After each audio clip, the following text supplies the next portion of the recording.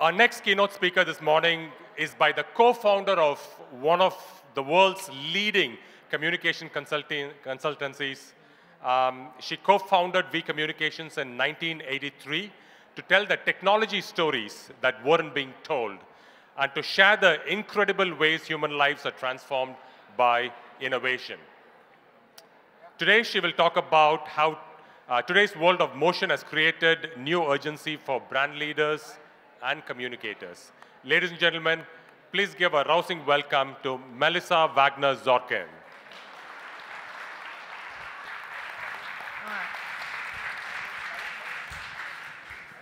All right, let's get started.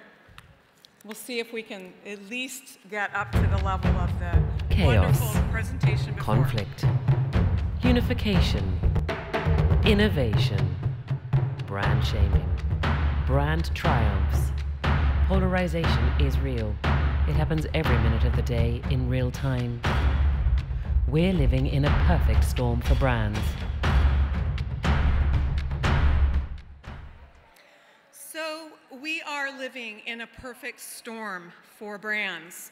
And it is a wonderful world, but it is also an imperfect world. And so as communicators, what do we do about that? Yesterday, we talked a lot about trust. There was a lot of really good data, and I'm here to talk a bit about how we move now from the data to what do we do about it as communicators. And as we all know, our lives and our work is complex. And so we have a lot more to deal with as communicators. And that's a good thing, and it's an opportunity, but it also means things can be a little bit more challenging. So one of the things I wanted to comment on, and I'm going to speak a lot about, is how the biggest thing we're dealing with is how consumers have rising and demanding expectations. And that's not going to go away. We wanted to measure that, and I'm going to talk a little bit about the study where we did measure that. But I think we're all aware that no longer can we, and we touched on this yesterday, be brands that actually just provide a service or a really great, exceptional product, but we really have to think about consumers' values. And that's what consumers are demanding. Treat me as a human being. Treat me as someone who has a consumer need that you can meet and a business problem that you can meet, but at the same time, understand that I have values and I would like you to mirror those values. So, if you will, let's think about the consumer expectations a bit like a balloon. And let's think about the oxygen that's filling that balloon. And it's getting more and more. It's inflating. That's a good thing. But at the same time, as that's inflating, it's difficult to respond to that. So when consumers tell us they want us to listen to what they need, we listen to that. That's a good thing. We hear them. But at the same time, we need to act upon that. So I think of brand loyalty as something that's brand new and that we're going to talk a little bit about in terms of, are we inflating, are we raising all boats, or we have an opportunity also to deflate and completely actually slip away. So brand loyalty is something where we can either, all right, we'll feed that and it will inflate, or it will actually deflate and become something that's not nearly, obviously, with as much staying power. And if as communicators we really don't do a good job, then the third option of what can happen to the balloon is it actually can simply pop. And we know all of what happens if that is something that we as communicators instigate. So what I'm getting at is that brand loyalty today, and we talked a little bit about this yesterday, is something that's completely different from what it was even 5 years ago, even 3 years ago, really. And it's something that we as communicators need to strive for in terms of our end goal. So we have a new brand loyalty, and that's actually something that we all need to be striving for. So if consumers are demanding more and more, what does that mean for us? What do we do with that? And so we talked yesterday a little bit, Arun actually mentioned the topic of purpose. We talked a little bit about what we demand from brands today. And there's really a new imperative, new leadership, new brand loyalty, and a new way of behaving. So it's all around, is the microphone working properly? It's all around brands wanting to actually take a stand because consumers are demanding this. So let's talk a little bit, though, about what does that mean, because yesterday we talked concepts, and I'd really like to move that down the field and say, what do we as communicators do? So the first thing our research told us is that the things that consumers would like to see us have a stand on are equality first and foremost, the environment, obviously, and then a new one, which we haven't talked a lot about yet, which is unity. Unity in a divisive and chaotic world. So how as communicators do we really tackle this? And I brought some thoughts with me. And I first want to say that I firmly believe, and I know some of you do too, that communications is a gift that we have, and it's really the backbone to understanding. And so it can cut through divisiveness, and I love what the gentleman was saying about the need to really, truly understand and truly listen, because that's a big message for all of us. So communications leads to community, community leads to understanding, and understanding leads to unity. And if you ask me, unity is the backbone of peace. And so, in fact, our own purpose statement for We Communications is to use our gift of communications to move people to positive action, period, full stop. And I recognize that this is a lofty goal, but to me, it's what the world is craving. So on your table, you will find a little piece of paper. It should say, who is your hero? It's green, so if you could grab that for me, please. Do you see those on your table? The cards. All right, if you could grab those, what I would like you to do, we're going to talk a little bit about leadership here, is think back either to someone in history that you loved or someone today who you spend time with, and think about and write down the #1 quality about why you really like that person. What's their #1 quality? Write it on the card and then just put it in front of you. We'll come back to this. So previously I talked a little bit about the fact that the consumer is craving something different. But that's not enough. We have to move the ball down the field and say, what is it? What can we do? What are the steps we need to take? And it needs to be an imperative. So our Brands in Motion study, we're in our 3rd year, is actually taking a look at this momentum.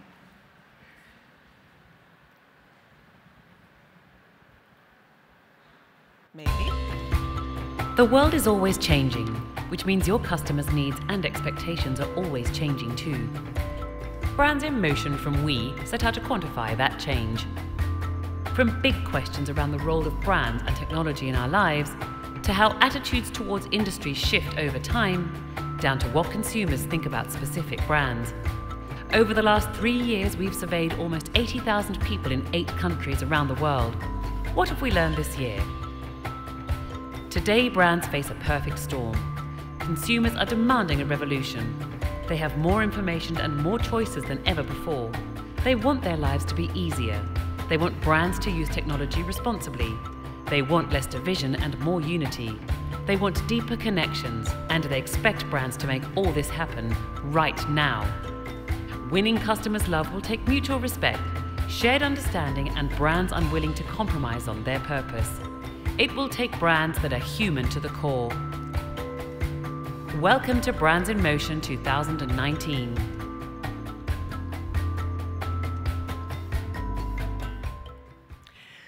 So I love data, but I also think that what data serves us is the tools and the instruments to help us think better. And so it is important to actually glean the insights from the data and move on. So I've come up with 3 that I'd like to talk about here today. The first is lead with purpose and personal conviction. The next is that we need to build that new brand loyalty that I talked about on 360 degrees of respect. And finally, we need to tell brands to, in order proving their global impact, they must first have local action. And so we see actually many examples of this happening in India, and I'm going to come to those in a minute. But speaking of India, I did want to share this with you because I think that India is a great place to be right now. And we've seen some of that already, you know, in terms of some of the programs that were talked about, campaigns that were talked about yesterday. And so there's so much going on here. It is so vibrant. There's such an innovative kind of approach to things. And things are moving very, very quickly. But I wanted to put this up here because I have in the middle the prerequisite slide of myself in front of the Taj Mahal, yay. And that's a great picture, but what was important to me are the pictures that I took around the young people. And those are all pictures that I found, you know, just in various places. And I'm sharing them with you because I actually think that that is our future.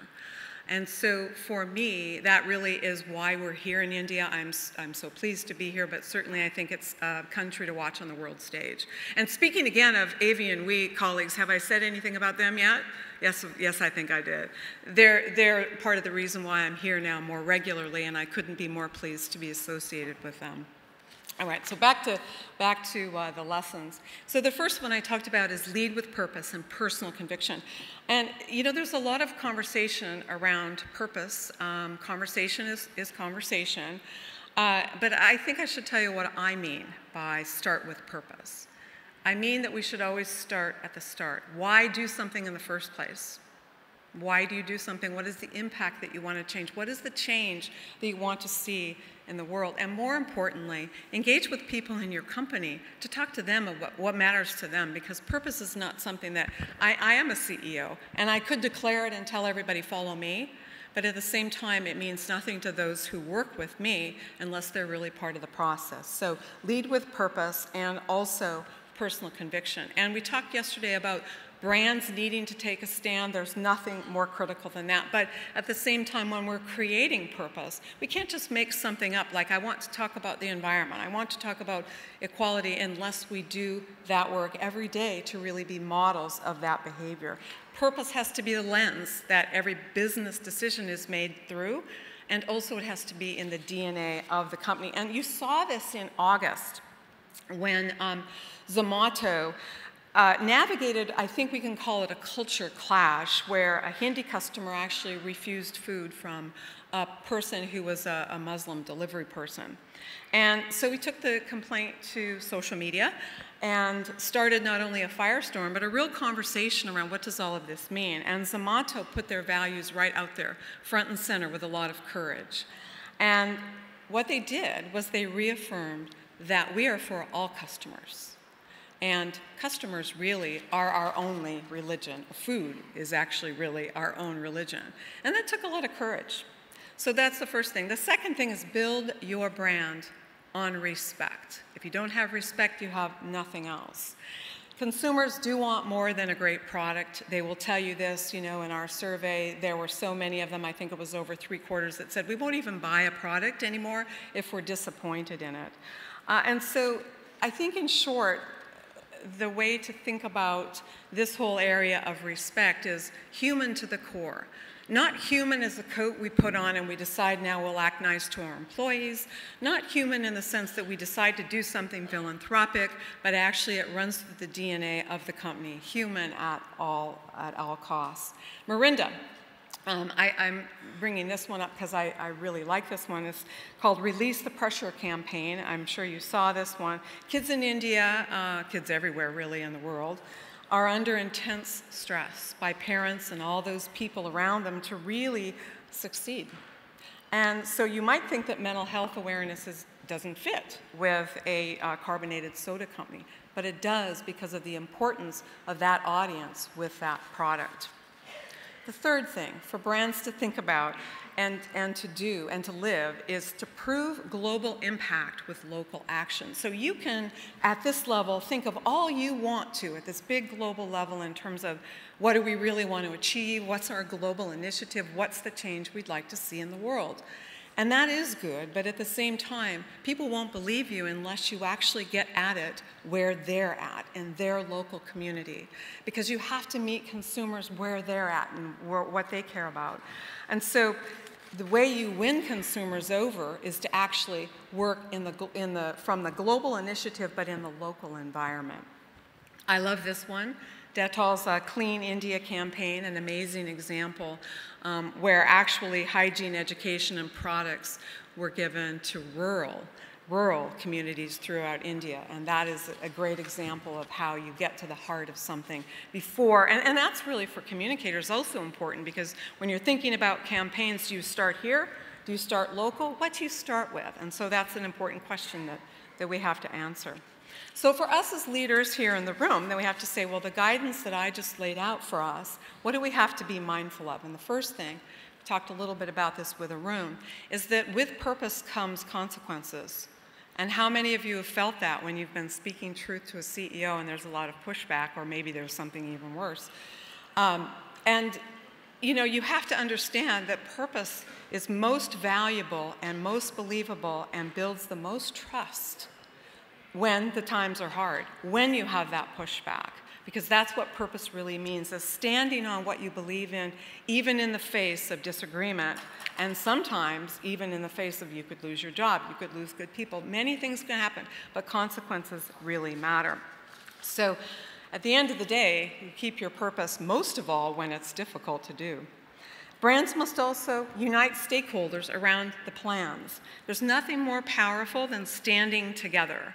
I'm a fiercely independent person, but the first thing I know is that I can't stand alone. And those two things are not mutually exclusive.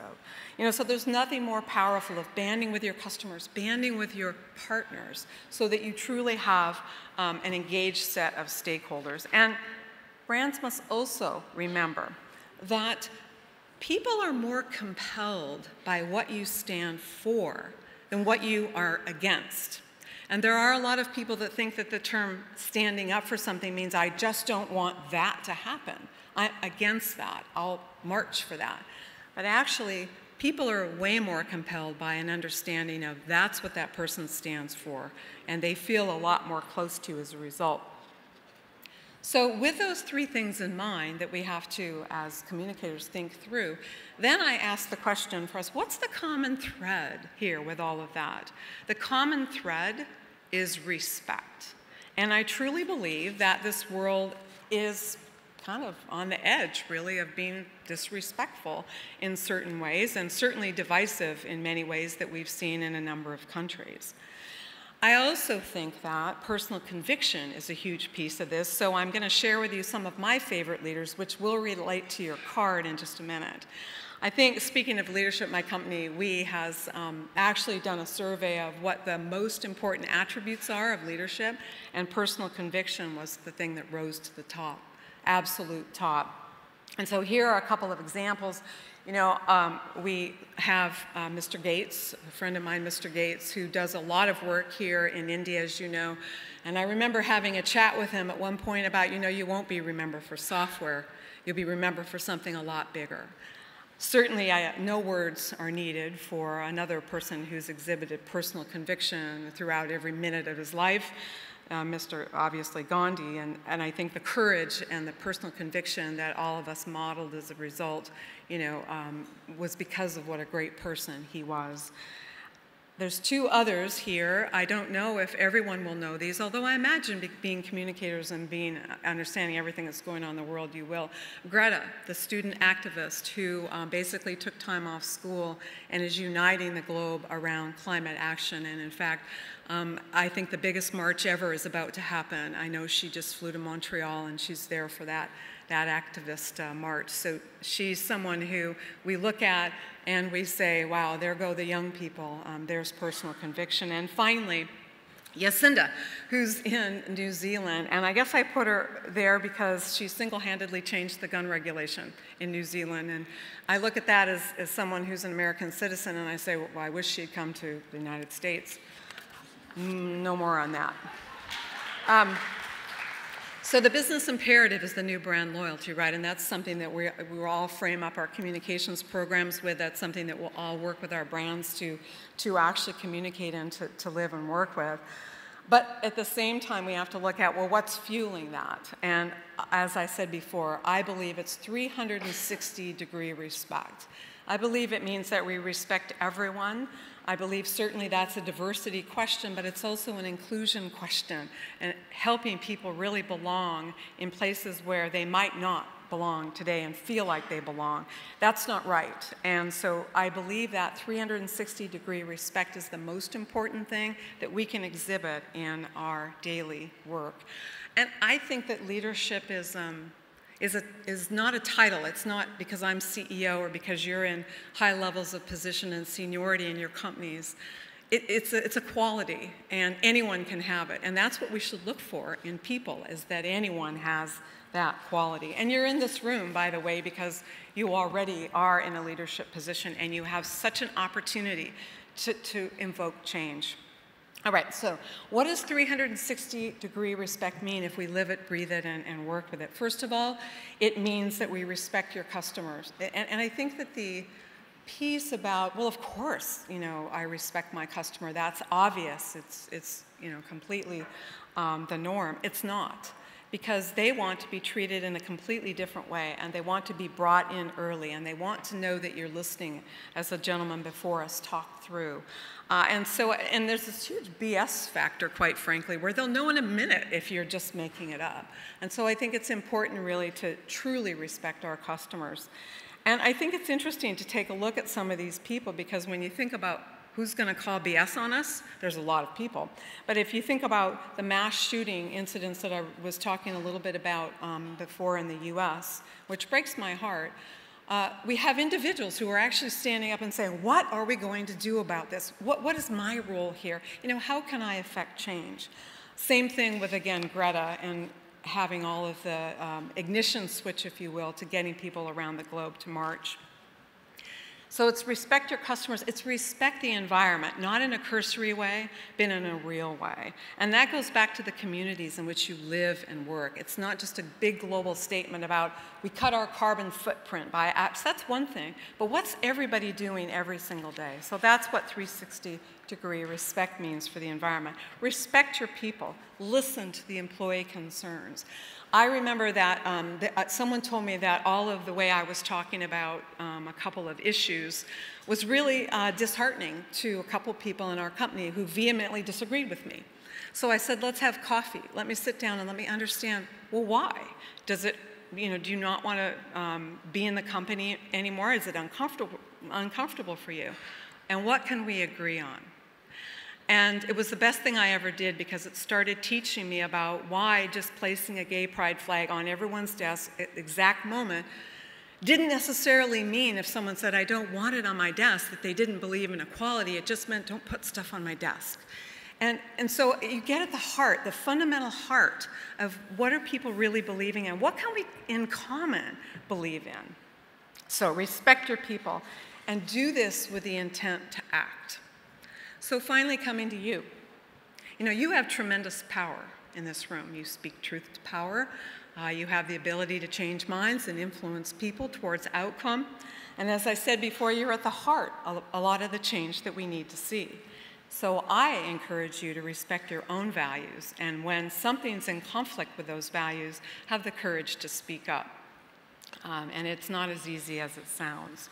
I think that the point there is that business ethics and personal ethics are not different. There aren't these two things sitting on opposite sides of a spectrum. They're the same. Business ethics and personal ethics are the same. So we in this room are all part of the solution when we take a look at our chaotic world and all of the motion and swirl around us. And I think that we should all understand that if we just show that 360 degrees of respect, we will stand stronger together. And I guess fortuitously, I'm Waggener, and I'm the founder of my company, and my partner was Edstrom. And so we have the fortuitous name of we, which makes me very proud, but it's actually a concept in terms of how we started our company and the way we live it and breathe it today. And that has to do with us, and a firm belief in communications is a lot more than just getting out with good programs. It is about true change in the world. So I kind of want to go back to the balloons because that's what a good storyteller does. They go back to the beginning. So back to the balloons. You know, we talked a little bit about as a leader, you have a choice. You can be someone who inflates the balloon, you can deflate the balloon, or you can pop the balloon. And I actually prefer soaring. And I think that's something we can all aspire to. You know, consumers told us we need to be our best, we need to behave on our best behavior, and at the same time, they want those really good products. And so we have to make sure that we all understand building exceptional products, running a good business is not mutually exclusive. It's not mutually exclusive with positive social impact. And that needs to be, as a business, the way we run our companies. So 360-degree respect, I think, is the tool, the instrument to get to this level of it, you know, kind of the right balance in how we behave. It is deep respect for our consumers, deep respect for people in our company, even if they disagree with us, deep respect for our communities in which we live and work, and certainly respecting ourselves, and if we have to, standing up for things that are uncomfortable. So I'd like you to go back to the card, if anybody has filled those out, and take a look now at the one word that you wrote down. This is the one word that I wrote down. It's obviously respect. And I would like you to, if you have a chance, maybe to shout out a couple of those, if you could, and just share with the group. Does anyone want to share one? Trust? Okay.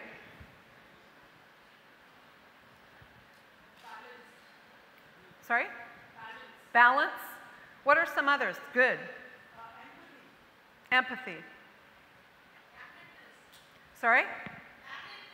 Okay. How about way back there?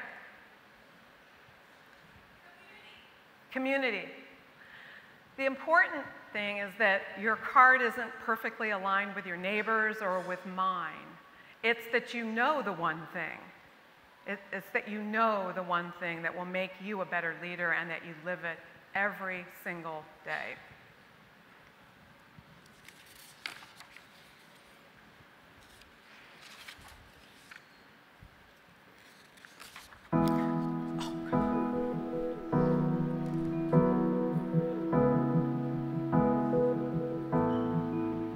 And it's not just a game, you can't throw me away. I put all I had on the line, and I given you taken. I played the high stakes. I've won and I've lost, but I'm fine. Hear me say I'll rise up till the end. Hear me say I'll stand up for my friends, and I crash to the ground, and it's just my own sound, a drop in the blink of an eye. I'm colorblind.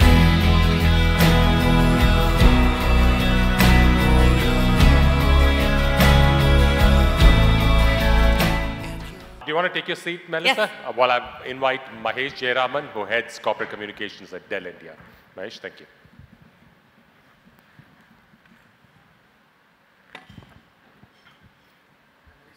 Good morning. Good morning to you. Hi again. Hi, everybody. Good morning.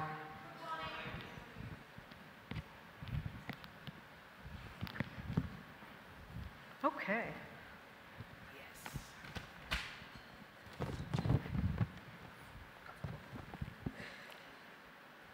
Yours has been a fascinating journey. So let us start at the beginning, the very beginning. Tell us a little more about your early years, the formative years, and your education, and how you went on to the communications space. So I really wanted to start a company, actually. I don't have a great big plan. I started with more of a mission, which is that I thought the technology stories weren't being told, simply put. And my early years, I was with a dad who was a technologist and a mom who was a social caseworker, so I got them right together there in the middle. So those were my early years. I went to university and I did do the prerequisite communications degree, but at the end of the day, it was my mom and dad and the way they interacted and the way it was 1 + 1 = 3 that really made me start my company. 1980s in the US was a very exciting time. I think that's a time so many startups actually mushroomed all around the country, and you started V Communications in '84, right? So how did that happen? It's interesting that you mentioned the venture capital community, because that was just pretty much the beginning of when that formula started to develop, where, all right, so we'll do it a certain way, and then in 5 years they'll go public and they'll make a lot of money. And it was a thing that was just beginning. And so I copied that. I can't believe I did that, but I went and I got my own venture capitalists. I got a board that I assembled, and I kind of copied some of the leaders that I saw assembling the same team. And so I did the same model, and I decided to go big, so I just went straight to Rockefeller. And I got that as one of the VC backers, and then I went straight to Greylock. And so it was really good that I had a chance to see that modeling in Silicon Valley and to do the same thing. But yeah, it was an interesting time. There were a lot of men. You are one of the early female entrepreneurs, and when you set up, I can see that a lot of your points of view are shaped by the trajectory of your own career. So can you share with us who has been your inspiration? Who's your hero? You talked about heroes. So who's been your hero? Oh, I have many personal heroes whose names you've never heard, because they were just great in their own way, and I saw them and I looked at the qualities that they had, and I realized that's what it's all about. But I did also have the good fortune in the early days to be with a lot of entrepreneurs who were starting big companies, or big companies now. And so all of them, you know, the Bill Gates of the world, I had an opportunity to really learn from them and to experiment with, you know, how do we really build a good and great company. But my biggest personal hero, heroes plural, will always be my family and my daughter. Yeah. I also heard about a very interesting anecdote. This was way back in the 80s. You were pitching for Dell account. Dell. And Dell. Yes, and I know you had a chance to meet up with Michael Dell, and you looked him in the eye and said you had heard that he is very difficult to do business with, and still got the account. Well, this is true, that I've had moments, a lot of them actually, where I've said to myself, what I was talking about earlier, that I might lose my account or my job over this, but at the same time, this is truth that needs to be told. And it is true. We were sitting in a room with Michael Dell, and we actually were down to the wire, and we were being grilled on all kinds of things. So I thought, well, I'll just grill him. I don't see any problem with that. And we just might as well start on the right foot. And so I said to him, we said to him, well, we hear you're hard to work with. And you should have seen his face. He just looked at me, and then he kind of looks over at his board member he had brought in, and he said, Ben, am I difficult to work with? And Ben goes, oh my God, of course you are. So at that point in time, he actually said, well, I guess I should work on that. And so the truth there is really, and it's happened to me many times before, is that you stand on what you believe in, right? And you bring that to wherever you are. Yeah. Interestingly, I mean, you spoke a lot about purpose, you spoke about culture, and you have built your organization, your firm, centered around people, inclusiveness, right? And so do you have a culture code you walk by? Do I have my own? I'm talking about V Communicate. Have you set a culture code for V Oh, Communicate? a culture code, yes. We talked a little bit about, you know, I also want to call out, I don't think he wants me to, but also call out Dell, because Dell has a culture code too that it should be incredibly proud of, and we do have that at our company as well. You know, and it starts with actually the phrase diversity and inclusion, because while I think that diversity is incredibly important, I think inclusion and belonging and feeling like you always have a voice is the most important thing. So at the top of our list in our culture code is you always have a voice, you matter, I will listen to you, even if we vehemently disagree. So that's the first thing. And the second thing is that you will get direct feedback from me no matter what. It may feel painful, but I will give it to you. And then I expect you to be an adult to actually do something about it. So we certainly do. I think culture is the most important thing, really, that a CEO is responsible for, is how do you build a place that's not my place? It's a place for all of you to grow your careers. When we look at your journey, you have made, you have been very successful in the tech space. So what are your thoughts on women making it big in the technology space? Women in technology. Yes. I think that there are a lot of industries where women are very talented and they don't necessarily rise to the top, and I find that very unacceptable. And I think it's our job to be sure that we're doing everything we can to change that ratio. And in technology, I think that you'll find a new awareness, quite frankly, of why a better product or a better service comes from a balanced team. And you're seeing a lot of companies wake up to this and spend a lot of time on it. And not just pay lip service to it, but truly mean that the change has to be real. But I do think that the biggest thing I would say is you have to follow a dream. And in 4th grade is when most women drop out of science and technology and math. Why do they do that? And I think you have to get to the fundamental heart of how can you encourage them to get over that strategic inflection point and stay in the game. Because the game really in technology and in any scientific endeavor is about merit, is about the best idea. And so I think that that is changing, but it will take a while. Yeah. And also I want to pick your thoughts on the leadership principle. You talked about respect 360, respect for team members, for customers, for competitors, all around, right? I mean, that's a very interesting concept. But do you see these insights and attributes actually applying to women in PR? I mean, we often see unconscious bias at workplaces. So what are your thoughts on that? Well, first of all, I think that leadership is not just for men and women. I mean, it's something that all people obviously can exhibit and work towards and really be good at. And so I think that I'd give the same advice to a man as I would to a woman.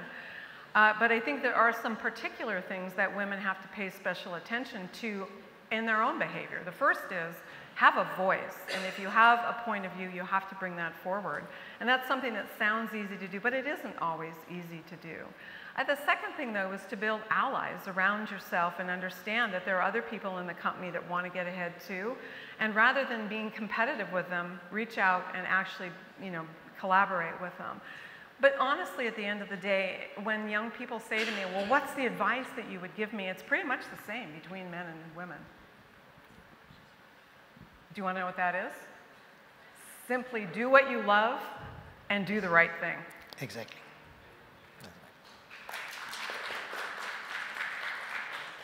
Walk us through some of your aha moments in your life, professional life. Oh, he's asking about aha moments, or yes. I guess that's what we call them. Well, I have them every day, and some of them, they just slap me in the face, and that's interesting. Wake-up call, right?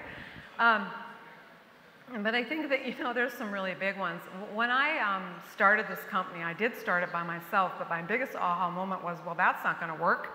And to leave my ego at the door and find a partner in Pam Edstrom, which I did. And it was the best aha moment and decision I ever made. 2 were way better than 1.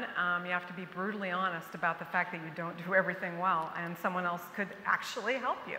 So that's one. The second was when I had to speak truth to power, a very big CEO who is very well recognized. I had to bring a campaign to him, and it was a campaign to call him on something, quite frankly, that I thought they were doing wrong. And I knew that the industry was thinking that you're not doing it the way you should be doing it. And I was Mikey. I had to be the person who told him this. And I started by saying, you may fire me, but I need to tell you this. This needs to be this. This needs to be how we do something. And there was a long pause, and I thought, well, that's it. And he said, I love it. And my aha moment there was personal conviction. And if I really believe in something, just say it. And the worst that can happen to me is not really that bad. I think the third was when we lost a very large account, another name brand. And counterintuitively, I said, no, we'll keep all the people. And the numbers, the aha moment was that the numbers would tell you, you should not do that. That is not good. You will not sleep at night. And I kept them all. And I said, I got them all together in one room and I said, guess what? We have a new challenge. We have to not only replace the revenue we just lost, but let's grow a little bit too, and they did. They replaced the account. Together, we also grew the business 8%. So the aha there really is that look at people's strengths and what they can do. Don't sit around and think about the weaknesses and what they probably couldn't do, because actually people can always do a lot more than you think they can if you trust them and if you believe in them. We heard that actually, you know, earlier yesterday. Yeah. I mean, what fascinates me is you have built this business. It's grown very rapidly. Today, you are among the largest communication firms in the world. Does that scare you, this rapid growth? Well, so first of all, to get the record straight, we're a work in progress, and we know that, and we still make many mistakes, and I appreciate your label of success, but I think most of us look at it and say, well, what can we do better? And does it scare me? I'm not one to scare easily, but I am one to be disappointed, and it's always around people. So if I find that someone's leaving the company because I didn't build that place that I referenced before for them and make it someplace that they can really call their place, I get disappointed in whatever led to that. So those are the things that if anything keeps me up at night, keeps me up is, will I always have a place where the best leaders will come and grow their career? Thank you. There's this interesting debate that is raging about the entire evolution of communication, from print to digital to mobile. So what's next? How do you see the impact of emerging technologies, like, for example, artificial intelligence impacting us? What are your thoughts on that? I know you all have fascinating jobs too, but this is where I kind of say I have one of the best jobs, because I sit in this catbird seat of technology that's not yet there yet, and people, how they're trying to mold that technology to what people really need. And so I have that opportunity to see that, but it's interesting that even the most advanced technologies absolutely need to be paired with humans. And I firmly believe this. I've been on panels talking about it with, you know, whether they're measurement people or whether they're people who are data visualization specialists. And we talk a lot about, well, what's the future going to look like, especially in communications? And sure, we all need to know technology tools. We need to be good at technology tools. But at the same time, it's us, the storytellers, that need to be paired with great technologies. And so I have huge optimism. I love technology. I'm in the category of someone who feels that technology is a good thing as long as it's harnessed by the right people. And if it's harnessed by the wrong people, we also can do something about that. So I have a firm belief that it's exponentially changing our lives, but that we have an opportunity to still bring our humanness to it. And at the end of the day, the humanness will always rise to the top. Yeah. I'm telling Dell this, and I'm kind of smiling because Dell is, you know, definitely a technology company and very, very well known for your innovation. So we need to work together. Thank you. Mahesh, we've run out of time, so just wanted to. One more question. Okay. Do you want to ask an audience? You talked about brand loyalty, and which today, in this day and age, there is so much focus on the deliverables and quick results. So how does one handle that? You mean in terms of how do we build brand loyalty? Yeah. I think that, and this is good news, I think that real brand loyalty now in the next 5 years will be built again on from a human core. What does the need truly look like in solving a business problem? I think there'll be less things that actually get thrown into the marketplace that don't really meet a need, or if they do, they'll be found out very quickly. And I think that brand loyalty is something that brands need to be thinking about in terms of relationships and in terms of long-term staying power, and how do I really find something that I'm best at and fill a niche. And so in some ways, it's common sense that it, you know, built on relationships, built on trust, built on the things we spoke about yesterday, so I don't wish to repeat a lot of that, but quite frankly, it is all around a human interaction and a meeting need, and if I'm not meeting your need, I will change it, I will listen, I will actively make plans different as a result. So The new brand loyalty is here. It's based and rooted in purpose. It's rooted in values, and all those things are very positive. And in my mind, you know, I'm an optimist about that. One last thing, Melissa. There are many young aspiring professionals here in the room. What advice would you have for them? Give us 3 success mantras for that. What has been your success mantra? Well, I probably would go back to do what you love and do the right thing, and be brutally honest about the things you don't do well, honestly, and focus on the things then that you need to develop, and don't try to fool yourself, because when you start a company or you're in a company, what's most important is that you're very true to what is you and your values. I would also say that now is our time. As communicators, my advice would be, come into this industry because now's the time when you can make the biggest impact. You can speak truth to power. You can move mountains and behavioral shifts. You can change minds. You know, you can get issues in front of the public and have actual action come from that. So I would finish by saying, come to the industry, because the industry is where you can truly make a huge difference. And it's something that you love to do every day. Wonderful. Thank you so much. Ladies and gentlemen, the one and only Melissa Waggener. Thank you very much.